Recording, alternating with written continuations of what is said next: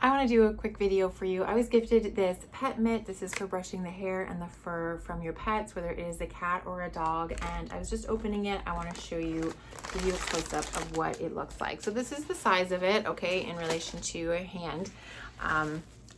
There are two of them here, and so what I love about them is how easy they are to use. So they have this elastic band on the back, and then your fingers can basically go in them. They're stitched, so it's kind of like a mitt itself, basically.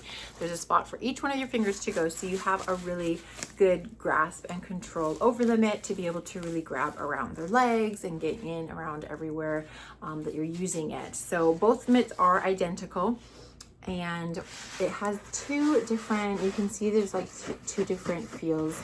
It's the same material, but they're kind of, they lay slightly different directions. So depending on how you are brushing it, the fur is either going to grab and stick or it will wipe off. And so each mitt has both different directions for you to be able to use. So it's going to be super easy to be able just to sit there and even just pet your dog, and you're going to be gathering the hair off of them, so, or the fur. So we have a short hair dog, and as much as you don't think you see a lot of the hair, every time I am mopping the floor, it gathers so much hair. So especially in the springtime right now, she is shedding her winter coat, and this is going to be so handy just to give her a quick brush even before she comes in the house, just to be able to get rid of some of that excess hair and keep it out of the house. So this is what you get. Your pets, it's very soft. Your pets will love it. It's going to be easy to throw in the wash as well to make sure that it stays clean and keeping that pet hair to a minimum. It has a little tag on the end for hanging it when you're not using it.